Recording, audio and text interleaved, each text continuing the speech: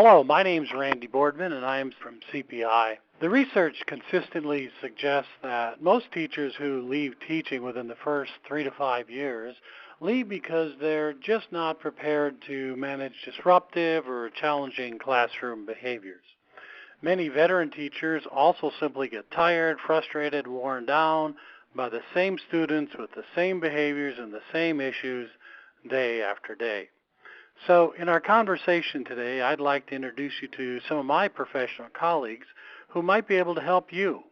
Rick Dahlgren is the president of Time to Teach, and Dr. Johnny Alvarado is a principal with the Fresno schools in California.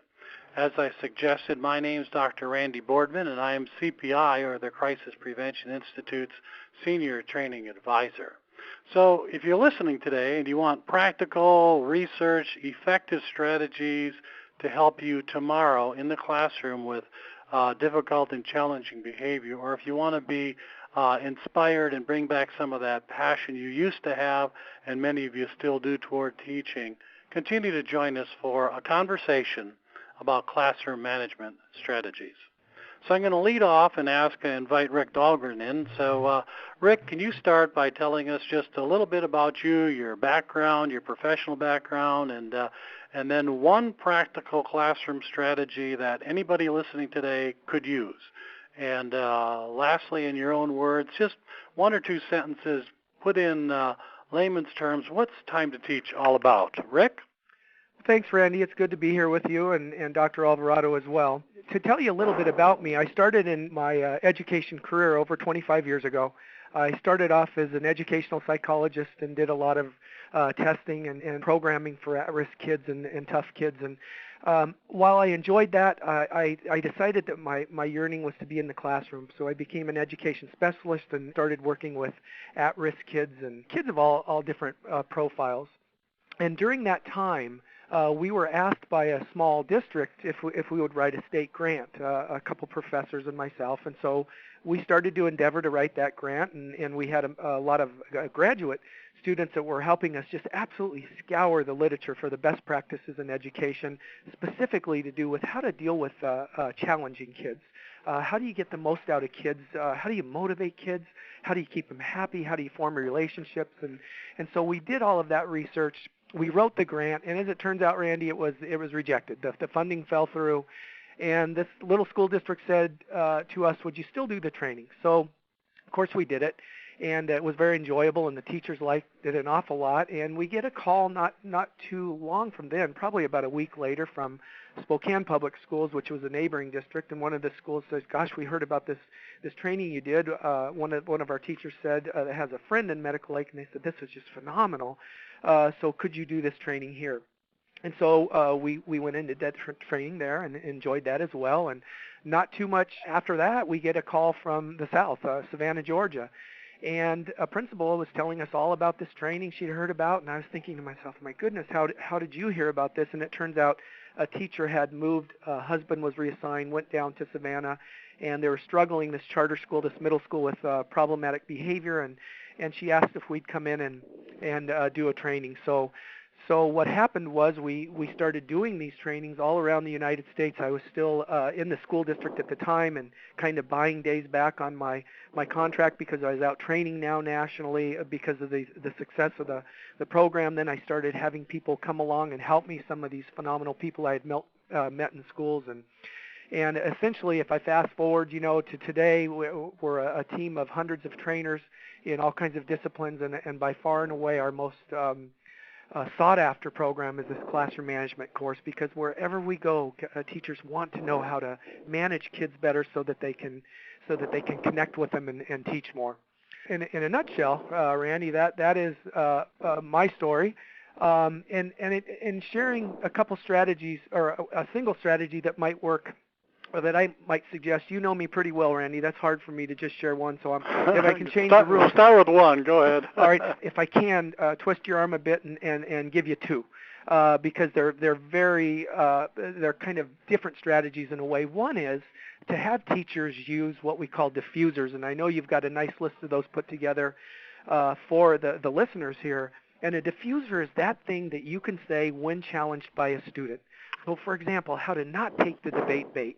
how to, when challenged, elegantly remain the leader in the classroom, how to treat kids with dignity and move on. So here's an example. If I'm challenged and I hear, this is boring, I might, rather than saying, oh, this certainly isn't boring, John Smith, this isn't boring, this is very important, and you're going to need this. See, when a teacher does that, what's happened is teaching has stopped, and now there's a dialogue between student and teacher, and 27 minds are just sitting there waiting to see, when are we going to move on? So here's where a diffuser comes in. Rather than taking that challenge, if I hear, this is boring, I might say, I understand, and I keep rolling. Here's another diffuser. If I hear, this is boring, I might say, nevertheless, and I keep going. Now, in there's just two. We've got so many of them that you're going to share with the listeners, but in both cases, what I've just said is I said, I hear you, but I continue to teach. What I want to be really clear here is a diffuser is never said condescendingly. It's always said matter-of-factly, non-condescendingly. So the message you're sending the student is, as a teacher, I hear you, but I continue to teach. And what we know through researching this and watching master teachers do this is if you use diffusers like this enough, you will extinguish those little behaviors that occur in your classroom. So that's one thing that I might suggest. And then very briefly, here's another one. That's just to calm the challenging moment. But I'd suggest this. We have a strategy using mnemonics and it'll allow you to memorize 40 to 50 to 60 names in 25 minutes. That's in one of our training manuals. I would suggest that maybe this kind of strategy, that you absolutely memorize the names of every one of your students on day one, so you can meet them by the door on Tuesday when school starts and say, Mr. Johnson, how are you doing? Fred, how are you doing today? Samantha, how are you? Because one of the most powerful signals you can send a human being is that you know their name, they're important to you, and you send that signal by memorizing that name. We refer to that as unconditional positive regard. So I just had to give you two, Randy. Very good. Excellent. So what you're really saying is if we could cut back on some of those debates and challenges, we could recapture some more time and do what teachers want to do, and that's teach. And that's great. Let's invite Johnny, and he's been waiting for his chance to share something practical. So, Johnny, you're a frontline person out in the schools. Tell us a little bit about you, and then one thing that if someone's listening today, they could go back as a principal or a teacher and use. Okay? Thanks, Johnny. Absolutely. Thank you, Randy, and it's good to join you, and also here working alongside Rick Dahlgren.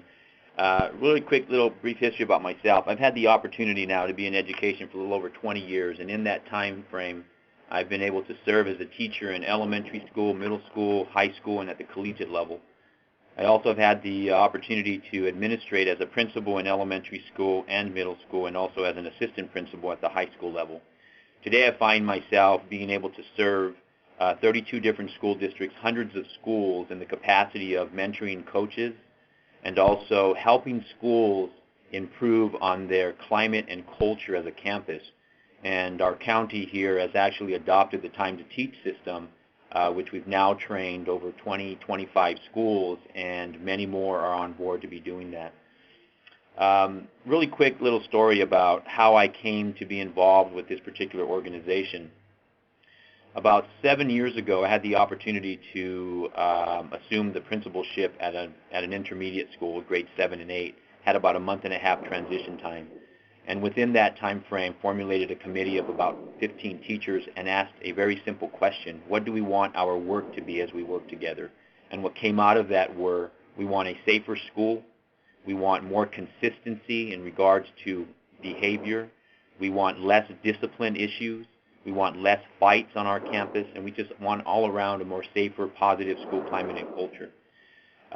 What was being talked about regarding that school with the community, the district office officials, staff members, and students was that it was exactly the opposite of what was going on or what people wanted. And whether it's perception or reality, Randy, I think one of the things that we have to hold true is that it exists. And so we began to research what could we do. I was given the task to find something, and I came across the Time to Teach system. We researched it, we did a book study, and before we knew it, our school was being trained on the Time to Teach strategies. And hence, forward 5 years thereafter, our school was recognized with a lot of different awards at the county level, the state level, even the national level, and even at the international level, as we hosted 26 educational ambassadors from Taiwan, and it was great. It was a great honor to all of our staff members and our community. I think one of the strategies that I would offer here is for especially new teachers and even an entire school system is to ask this one question: what are the parameters of our school regarding behavior? And what I mean by that is the idea of creating consistency and predictability, not only for kids, but for us as adults. When we think about parameters, kids live within parameters. Sometimes the parameters are very broad, and sometimes this means a loose, kind of chaotic, maybe school in the terms of behavioral expectations and behavioral management. What our goal should be is to shrink that scope of parameters towards very narrow, where kids know exactly how the behaviors in the classroom and outside of the classroom are supposed to be, and what will happen when we step outside of those boundaries. And I think what tends to happen here is that we begin to create an environment of consistency amongst all adults and therefore all kids, and we begin to broach the idea of predictability. And I'll close with this on this particular section. Even us as adults, when things are unpredictable, it creates stress and frustration. And on the flip side of that is when things are very predictable, we tend to less worry and less frustration and less stress sets in. So when a kid is misbehaving in the classroom or a student is misbehaving in the classroom, and we are being consistent on how we address that, it tends to create an environment of predictability and therefore less stress and less frustration. So that would be one idea that I would share. And as we continue to talk about the time to teach strategies, we begin to see how those strategies help support that idea of predictability and consistency. All right. Hey, excellent. Some good stuff. This next question I'm going to open up to either or both of you, however you want to play this. But let's say I'm in your class and you're the teacher. And this actually happened to Randy Boardman a number of years ago. I won't exactly state how many. The typical taking of the bait and power struggle. And a student raised his hand in front of, it was 27 other middle schools, bright, shiny faces, and challenged me and said, hey, dude, so like, where'd you get your degree anyway? And I fell for it. I engaged, and it was like he was going fishing. He left me flopping in front of everybody else. Now, if you'd have been there, to me as a new teacher who was just going to save the world, what would you say, what could have I done differently? A little too late for me, but not too late for any new teachers that can, or other teachers that get caught up in that. That's kind of like what you're talking earlier, that power struggle. Who wants to go with that, Rick or Johnny? Well, I'll jump in, and I don't know if Johnny wants to add anything, but it's a typical response, Randy, and that is because these kinds of disruptions that occur, you've got 26 kids that are in front of you, and your main goal as a teacher is to teach well. And that's what all teachers want to do. We know that. And so these kinds of little challenges get in the way, and we often wonder, what do we do in this moment? So just like you, all new teachers, myself as well, and I'm sure Dr. Alvarado as well, we all have taken the debate bait at some point, but we all learn through bettering ourselves, through researching as teachers, that there are ways to handle behavior, and then there are ways to handle behavior. So for me, I would, in this particular instance, I would either, as I shared a moment ago, I may use a diffuser, and I might pick from one of 75 that I might use. That might be one thing, but I also might use a strategy I call turning the shoulder. So all that means is when I hear it, let's say it comes from the back, middle of the room on the left, I'm going to start working with Kate. And by showing the shoulder, what I mean is I take that stance that I'm now engaged with a student. I'm modeling the question for her. I'm checking on her work, and here we go. The quiet signal that I'm sending all the kids is, yes, I heard it, but Mr. Dahlgren doesn't engage in those petty arguments. Now, a lot of people might be thinking, boy, you put up with that? No, I'm not lowering my standards. All I'm doing is changing my timing. So, folks, if this is a middle school student that says that to me, I show the shoulder. I continue to work with some other students. I continue to model. I continue to teach. But maybe during passing time now, at the end of the period, I might be saying, I'll see you tomorrow, Samantha. Jeff, I'll see you tomorrow. Tony, I need you to see you for a moment. Stand over here, please. Well, what's it for, Mr. Dahlgren? Oh, we're going to go over a challenge that occurred during class. We're going to figure out a better way to get my attention. So, Randy, what's going on here is I'm going to take care of the behavior, but at a time that works for me and my students, and not a time that works for the children. I'm sorry, for the student, the challenger himself. So the bottom line is these kinds of events are easy to control, and it's not, as one of my, or a former student used to say, it's not rocket surgery. It's actually something that's very easy to do, and that is you just change your timing and don't take the debate bait. Cool. I could have used you back then, but I did survive that and get a little better over time. Johnny, do you want to add anything on that, Johnny? Will, thank you, Randy. And first and foremost, Rick really nailed it on the head. One of the things I think about, first of all, is that this isn't a question of whether if it will happen. It's more of a question when it will happen, and then how are we ready to address that, right? So one of the things I think about is the idea of changing the narrative on how we do behavior, right? Because the question that's posed is when we're right in the thick of it, when we're right engaged in this particular debate, this challenge that's been posed to us. So when I think about changing the narrative, I think about this idea.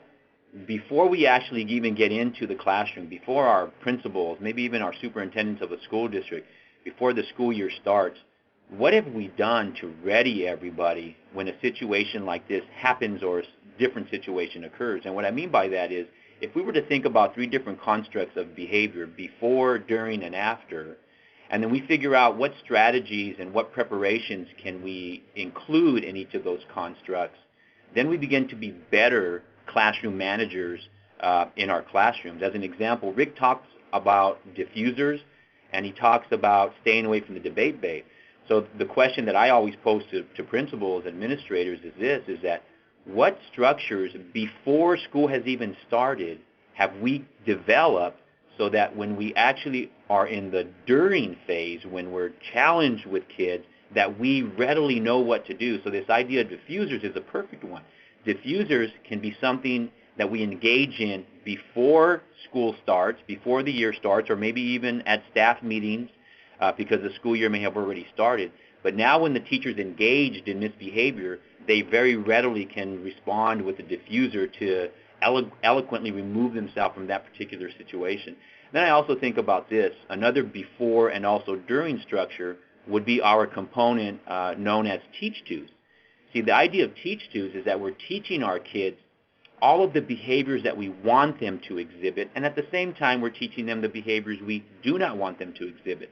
So if we already know we're going to maybe have challenges like this, we want to be able to teach our kids at the very onset of school, and it can even happen during the school year, that we don't want this to happen, so let's take time to teach our kids on the behaviors that, again, we do want them to exhibit and those that we do not want them to exhibit. And then when they do exhibit the ones we do not want them to practice, that's when we can readily respond with the diffuser or a refocus opportunity. Again, another strategy that we can talk about a little bit later. But I really appreciate that question, because I think it allows us to think about, yes, exactly, what am I doing in the terms of before, during, and after constructs all around this idea of the classroom behavior. Well, great stuff. I love how practical this is. I'm feeling better already, because actually 40 years ago when that happened to me, I felt very inadequate. I thought about quitting teaching and why couldn't I handle this on my own, and I wish I would have had that kind of support. Let me go down another route. And I visit and work with a lot of schools myself, and it's not uncommon for me to run into systems that people have gone to workshops, and here's what I see happening. I'll see a behavior, and I'll see the teacher say something like, "That's one." They'll go over and write Randy's name on the board and put a check mark down. Or "That's two," and then he gets another check mark. And then "Don't let me get to three."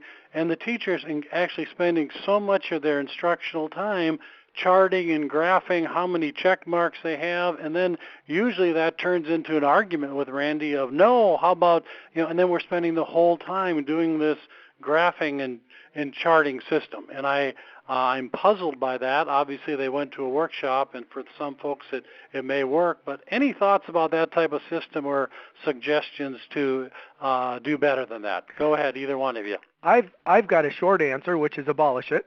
And then I've got a more lengthy abolish answer. It? Okay. Abolish it, yeah. I've got a more lengthy answer, and I make it a practice, and I know all three of us do, to never talk pejoratively about any other program or person that's really trying to improve teaching and learning. But Randy, our field is riddled with these kinds of strategies, like the student's name on the board and checks after it. That's one, that's two, and things like this. Well, how many times am I going to have to tell you? And that's always strikes me as a kind of a funny question, because you know you're going to tell them as many times as they request you to tell them, essentially. There you go. I think that it's a noble attempt. That's one, then that's two, or pulling cards, or name on the board and checks. I understand what the teacher's trying to do. They're trying to move on in instruction, so I support them in that endeavor. But the trap they've fallen into, and I alluded to this earlier, good classroom management is just about timing. It's not about necessarily the strategies we have, but when we use them. And so, for example, when you say that's one, and then that's two, and of course the consequence comes after that's three, or the third check on the board, Randy, what you really just told the child is, go ahead and misbehave twice for free. And on the third check, or the third number, then the consequence happens. So, Randy, you've just told 28 kids, go ahead, misbehave 56 times. And we don't often think about that, but in these kinds of strategies, I call it giving multiple warnings and repeated requests. Now, I can't go into it here, and you know it very well because it's a very robust response to this. We have a thing called Refocus, and what that does, it allows the teacher to ask and get what they want on question number one 90% of the time or more.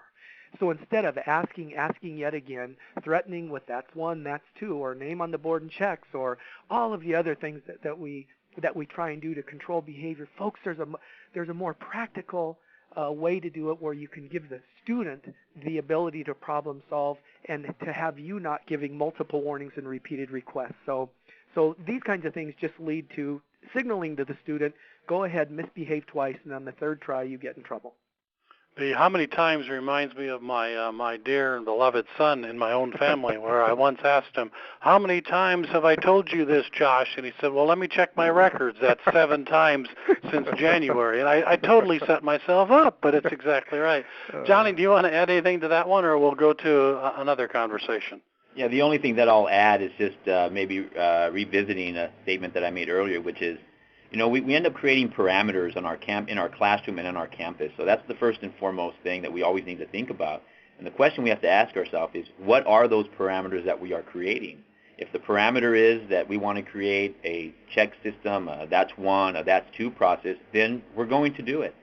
Or if the parameter is that we want our kids to really understand, to truly understand the expectations we have of them on how they should be behaving in the classroom, then that's the parameter that we should be thinking about, and that is the thought process we should be engaging in. And these strategies that we're talking about today exactly help with narrowing that scope of parameters, so that we're not getting into this multiple warnings and this repeated requests for kids, because that becomes trying for everybody, students and teachers. Well, that whole consistency piece, and it's when I was a principal for a number of years, it was frustrating that in about February, I was ready to send out a mass letter or email saying, guys, all those rules we established in August, we still mean them. And like some folks would, and some would abandon them or say, oh, that's just Randy in the office. I don't do that in my classroom. And that doesn't help people. It actually causes more disruptions. Let's kind of keep going a little bit further. And again, I don't want to do the time to teach course, but I know there's like at least 5 major components. We've hit on a couple of them, but I'm going to give each of you a chance to just pick one of the ones, such as classroom design, self-concept. You mentioned a couple. So each of you pick one and just summarize what that means, and keep it, put it in simple terms for folks. Do you mind? Oh, I'd love to start off with this one. The 5 core components, and again, this isn't a time to teach training, but you'll find these 5 core components in Marzano's What Works in Schools. Okay. And the bottom line is there needs to be 5 actions going on by a teacher in a classroom so that teacher can be the master teacher, can rise to the very top. And one is that you're always giving adequate and timely and fair consequences. Second is that you're teaching to expectations. I'm just telling you the overview here, and then I'm going to tell you my favorite. The third is that you're arranging the classroom for maximum performance. The fourth would be that you are not taking the debate bait. We call that self-regulation. That's a very important. And then the last one, Randy, I think those are all important that I just talked about, is one that we call unconditional positive regard. And folks, all that means is that you treat the student with a high level of dignity, because here's what we know from the research. If a child knows that you value them as a human being first and a human doing second, doing math, doing science, doing technology, all important, and it's our job.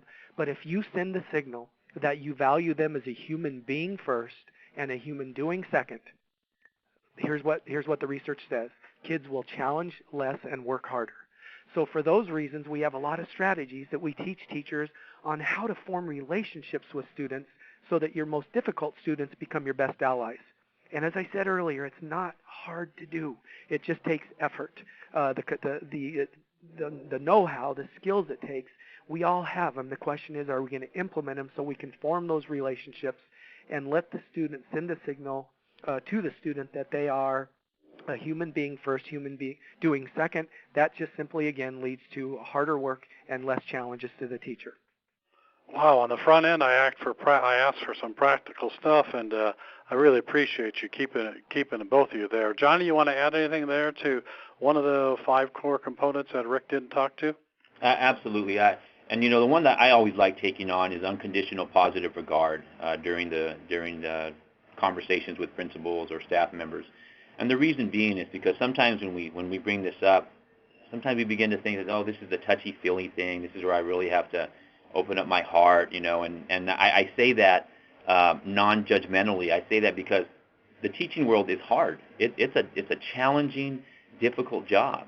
And a lot of our time is spent on academics, it's spent on lesson design, it's spent on assessment processing. Now, all of those things are very important. And even if you look at the educational programs that our future teachers are coming from, very little time is spent on classroom management, hence why we probably struggle the most in classrooms and in school systems in the area of classroom management. I like to take on unconditional positive regard because, as Rick was speaking of the 5 components, when I think of all 5 components and I think of the first 4, not that they should be done in any particular order, but when I'm thinking of self-control and I'm thinking of self-control, regulation of ourselves as adults, with kids during times of misbehavior. When I think about teach-tos, the idea of readying our kids on what the behavioral expectations are, and I think of classroom arrangement, taking in the best research, the more pertinent research on how we should be readying our classroom, taking into consideration both behavior and academics. And then when I think of the Refocus process, the opportunity to give kids, it's an intervention. It's not saying that kids are in trouble. It's allowing them for us to intervene with them so that they are not getting into further trouble. As I think about all 4 of those, what I see those doing is helping with unconditional positive regard. I see those helping with connection between adult and student. One of the stories I like to share is that when I was a junior in high school, and I was a pretty trying student, I had a pretty difficult, rough background. I had a my English teacher during my junior year. She was fantastic on creating unconditional positive regard, right? Making you know that she knows who you are aside from being her student. She would have, every once in a while, she'd call up a student to the front of the room and she would present them with a gift. It just so happened that on that particular day, she called me. Now, she didn't do this for all kids. She did these, I think, really for these kids that she felt needed to have a different perspective of life. She called me up, and instantaneously the room got quiet, and she said, Johnny, as she reached over to her desk and retrieved a brown paper bag, she said, Johnny, I present you with this brown paper bag because someday I do believe you will be helping little old ladies cross the street carrying their grocery bags. Mm-hmm. And I got to tell you something. I'm pretty sure I threw that brown paper bag immediately when class was over, but I'm 49 years old. This happened when I was 17, and I still think about it today. because what she was doing is she was telling me that she knew who I was other than just an English student in her classroom. And it's those kinds of connections that we begin to make with our kids, valuing them as human beings and not just human doers, as Rick so eloquently spoke to a minute ago. That's what makes a difference, and that's what helps to build unconditional positive regard and a great rapport between student and teacher. Great. I'm gonna keep this with Johnny. I've heard the word refocus from both of you. Put that that sounds a little technical. Put it in layperson's terms who haven't been through the program. What's refocus all about in a nutshell? If I'm just listening and haven't read the books or haven't gone deep dish in it, it could talk to me like I'm a school principal, like I used to be. I'm sorry, that was not intended to be belittling, but No. make it simple for me. Sure, absolutely. So the idea of refocus is to do exactly that. It allows everybody to reset. Sometimes the practice on schools and in classrooms is that when a student is misbehaving, we might talk, we might do the that's one, the that's two deal. Then all of a sudden, we find ourselves having to go to the next level, which sometimes it's, I need you to go wait outside. And 5 minutes later, we remember that we had the student wait outside, and now they've lost the 5 minutes of instruction. Or sometimes we say, we need you to go to the principal's office. And there's one sure thing that is always going to happen. The student's going to come right back to us. So this idea of refocus is it allows the student to rethink about their misbehavior, and it allows them to do so in an environment that is familiar with them in the classroom. It might even allow them to do it in a neighbor teacher's classroom, but we really stress that this strategy is something that should always take into consideration that it should be the same subject and almost always, if not always, the same subject matter so that the student is always engaged in learning. So the idea of refocus is that if a student is having a challenging situation between their behavior and the needs of what the teacher is expecting, that we don't automatically say, I need you to go outside or I need you to go to the principal's office, that this is a strategy we can use to keep the student in our classroom to say, hey, look, we believe in you. I trust that you're going to make the right decision. Here's an opportunity for you to think about, capture it in writing, and come right back to your seat so that learning can continue. Cool. That's good stuff. It reminds me of another piece that I bumped into a while back, and it was about let's focus less on time out, but teaching the young people the skills they need to get that time back in, because they're going to learn more in your classroom than they are sitting in line in the principal's office down the hall. Rick, I'm going to kick the next one over to you. Now, you mentioned earlier Marzano. Are your books, is this stuff you've just made up as you've gone along, or it's pretty well grounded in the literature? Because a lot of folks, there's a lot of stuff out on the market, depending on which way the wind is blowing. Everything you teach to, everything you train to is well reported in the literature. Is that correct? Absolutely. And as I told you, the initial design was we had a lot of graduate students across actually 2 or 3 universities that were scouring the literature for best practices. And the interesting thing is today, Randy, that the strategies that successful teachers used 25 years ago, they still hold true today. So, for example, providing unconditional positive regard, that's nothing new. Good teachers have always taught to expectations. That's nothing new. But it's those teachers that still employ these kinds of things that are successful today and were successful in yesteryear. So every one of the strategies that we talk about that surround the 5 core components, you're going to find that there's been meta-analysis done by Marzano and, of course, others on these and just tons of research that have been done on all of the the strategies that we talk about. Everything that we provide and present has been in the literature. It's been in peer-reviewed journals, and as I said, it worked 40 years ago, and it works today as well. So you'll find the 5 core components have been studied well, and people like Marzano who do these massive meta-analyses, they will indicate the same thing, that these 5 core components we're talking about need to be operating in a classroom in concert with one another. So it's not enough to just have one of them. So, for example, refocusing maybe, or providing a consequence in the right way.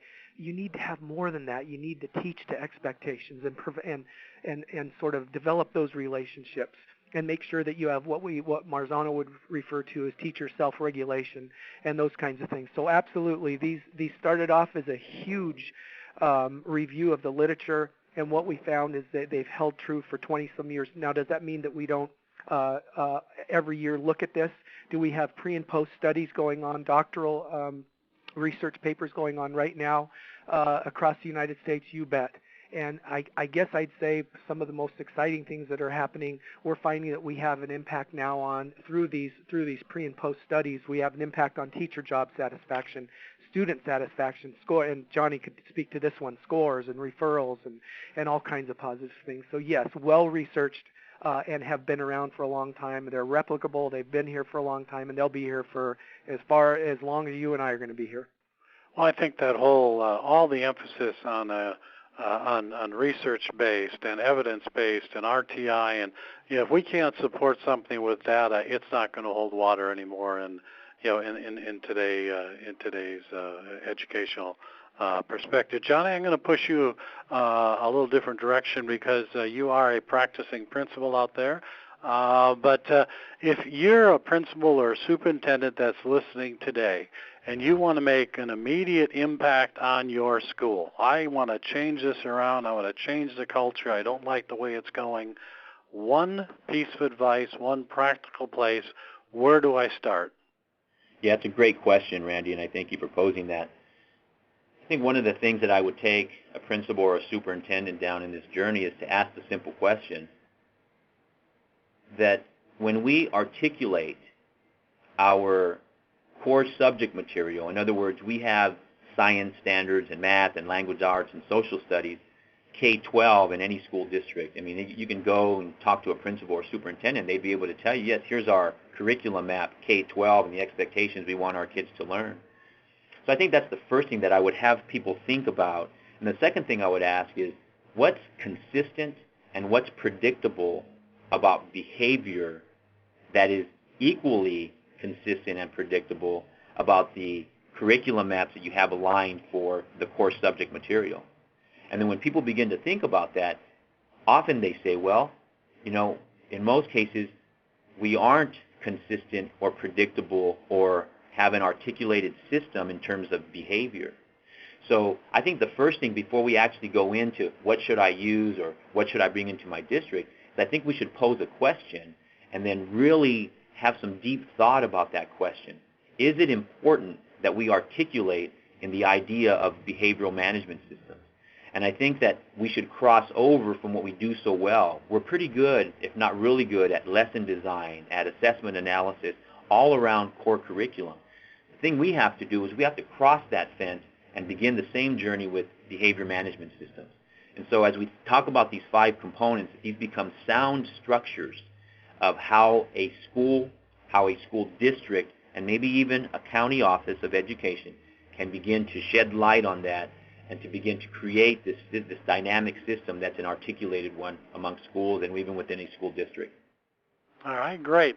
I'm going to give you both a heads up because next I'm going to go to asking about a secret. And again, I only spent 27 years in schools, but I'm always asked, well, what's the secret for classroom management? In my years of working with teachers and students and parents, it isn't really a secret, but the one piece that was most successful for me in my career was it's about creating, sustaining personal relationships with students in your charge. And when I was a building principal of over 1,000 students, I took a lot of pride and I had a personal belief and a commitment that I would not meet a student or a parent for the very first time in my office over a different discipline matter. I was relational. One of the things my teachers would say is, Randy, I stopped by your office and you weren't there. And I said, good, I was where I was supposed to be, walking around my building. And so that's about relations and connecting and, with everybody in that school climate and that school setting and that school community. If I had a secret that I could share, that's as close as I can come after 40-some years. How about, each of you are offered one additional piece of, again, one secret to managing classroom behavior, and it doesn't have to be a big secret. I took relationship building. Go ahead. I would have jumped on that one in a heartbeat, as Johnny spoke about earlier. I think it's the most important piece, but I would say the big secret is, and again, it's really not a secret as you say, but that is not assuming that kids are coming to school ready to learn. And by that I mean we often make the assumption as teachers when kids are misbehaving, we make the assumption that all kids are coming ready to get under task and get to work. And what happens is we have a lot of teachers that get frustrated because kids don't know how to maybe hang up their backpacks, or how to greet a teacher, or how to hand in papers to the paper tray, or even how to sharpen or their pencil. All of us have had that student that starts with a pencil that's 9 inches long, and 5 minutes into your lesson plan, it's now a nub. And it's not that that's a bad student. It's that they've not been taught that, what we call a procedure, or that skill. So one of the things that we talk about is teaching to expectations. And if this is time well spent, Randy, time well spent. If we all would not make the assumption that kids knew how to operate in that school environment. In other words, if we take it upon ourselves to help them be effective learners, let's teach them. Just like we teach arithmetic or reading or writing, we don't assume that they know that. We can't assume that they know behavior. So let's teach them all the rules and procedures that we have in our classroom, so that we spend our entire year, instead of saying, what are you doing? That's not right. I told you to do it. Instead of doing that, if you teach them the procedures just like you do academics, if you take that time, you're going to spend the rest of your year sounding like this instead. Fantastic. Way to go. Good job, Mr. Smith. I like what you're doing. So you can see how it would change the ethos of a classroom if they know how to behave and they're always being reinforced for that, versus the teacher getting after them because they're doing it wrong. All right. I'm going to put Johnny on pause because you have got me. I've got to get off on my something a principal recently told me, and that's in the larger scale on the school. And the lady had been a principal for over 20 years. She was sitting in the training we're talking about Teach Twos, and she said, I haven't thought about this for over 20 years, but 20 years ago, I had a 5-year-old kindergarten student in my building pull the fire alarm, and we had the police talk to the student. We had everybody. I talked to him. We had the fire chief. We read him the riot act. You don't do that. When it was all said and done, the parent said to her, did anybody teach him about pulling fire alarms? And she got very defensive. And she said, until this day, 20 years later, you've really got my attention. This was a 5-year-old in my school for the first time learning how to read. He saw the letters P-U-L, and he pulled it. Wow. I love it. And again, and she just said, this is like, why didn't I know that? And it was like a true story. She said, I got all defensive, and how would he know what a fire alarm does, especially when he's excited about learning the letters P-U-L, and he pulls it, okay? It's just a great idea on expecting people to come. We may have to teach that skill to some of our kids. Johnny, your chance for a secret you want to share with the group. Sure, absolutely. Thank you. I love that story, by the way, Randy. Here's my bit of information. I like asking the question regarding team effort, right? To what extent is managing classrooms, behavior management, to what extent is it truly a team effort amongst all adults on a campus? And, over the years of just being able to mentor principals and work with staff, that always seems to be the one where it's lacking in terms of behavioral management systems, is the team effort. But when we think about academics, we have our professional learning communities. We spend a lot of time is set aside to break down lessons, to look at formulating common assessments for data analysis on that common assessment. But when we really think about the team effort that is being energized and put forward to classroom management strategies, it oftentimes is lacking. And I think it's team effort that allows us to establish consistency, predictability, and the parameters that we want to occur on a campus. And then I'll close with this for all of our administrators listening, is for us to really think about our implementation plans, our implementation process of behavior management. How do we validate and support a consistent system on our campus? How do we celebrate data? How do we celebrate successes? Because there's one thing that I've come to understand. If the kids see us modeling it, they will follow it. And sometimes the modeling is sometimes inconsistent, it's unpredictable, and so the kids end up following in the same regard as well. I love your emphasis on consistency. When I'm working with teachers, I will sometimes ask folks, how about speed limits? What's the speed limit in this state? Everybody knows it's 70 or 75. What do we need signs all over the place for? Because folks will always go a little fast, or they'll press it, or when the officer stops them, it's the same thing. Those rules, those speed limits, those boundaries help everybody stay on the same page and improve your school. So I really appreciate that. We're kind of running at we're targeting about 45 to 50 minutes. We're kind of closing in on this. It sounds like we could probably carry on all day, and our listeners are probably saying, when are they ever going to stop? So let's move toward putting some closure. And what I want to do at the end is I want to thank both of you for making time today. You're very, very important and busy people.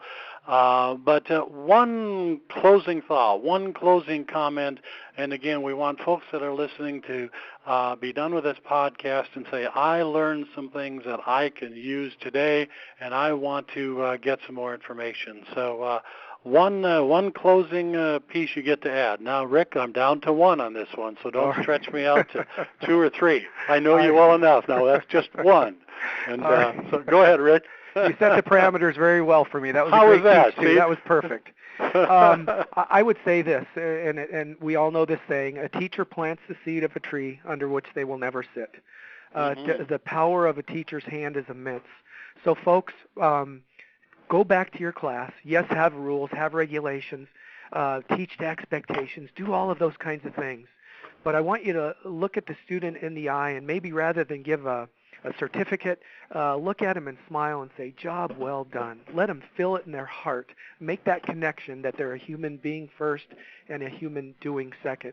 What I can tell you from the research and my own experience, and probably everybody on this conversation, is that when you reach that student's heart, they're going to work harder and challenge less for you. So here's an example. Go back and say, how are your grades in other classes? And folks, what I'm trying to say here is ask them about their life. In addition to teaching, for example, math teacher, algebra teacher, say, how are your grades in other classes? Because the signal you're sending right there is, I'm interested in you as a human being. When kids hear that, their heart opens and the challenges go down. Wow, Johnny, guess what? You get to follow that. Thanks a lot. I appreciate it. That's Great, well thanks, stated, Rick. Go ahead, Johnny. I think of Death Valley, and Death Valley appropriately named because nothing grows there. In 2004, there was an incredible flood that took place, and in 2005, in the spring, Death Valley was covered with flowers. The seeds just underneath the layer of dirt there that had been dormant for 30 years received what it needed in order for growth to occur. Now, that's a simple analogy. I do understand that. But my point being is this. When you change the environment, you really do change culture and climate, even on a campus. And so for those listening today, go back and look at your school, go back and look at your behavioral management system, and ask the simple question, is our environment healthy? And is it possible that we're inconsistent, that we're unpredictable in what kids know what to do and know what is going to happen if they go down that road? And if the answer to the question is that our environment needs to be changed, then go for it. Change the environment.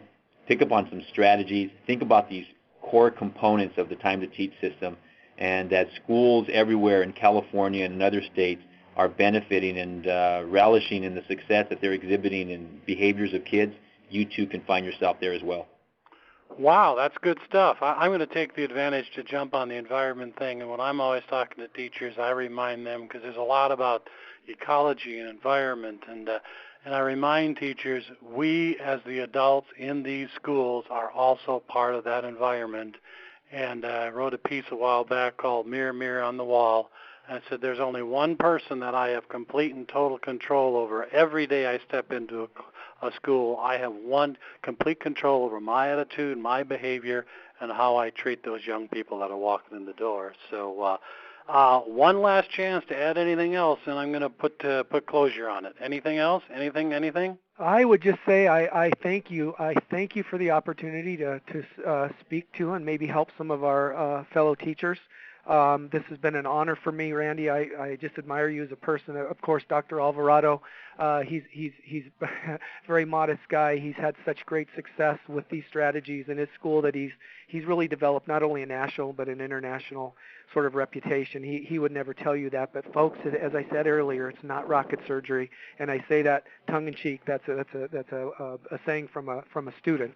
But these kinds of strategies are easy to do. So try some of them out and connect with those kids and set up the structure. And I would just say thank you so much, Randy, for allowing us to share with your audience. Well, thank you both for also keeping it practical and keeping it real. I hope we shared that was my goal on the front end.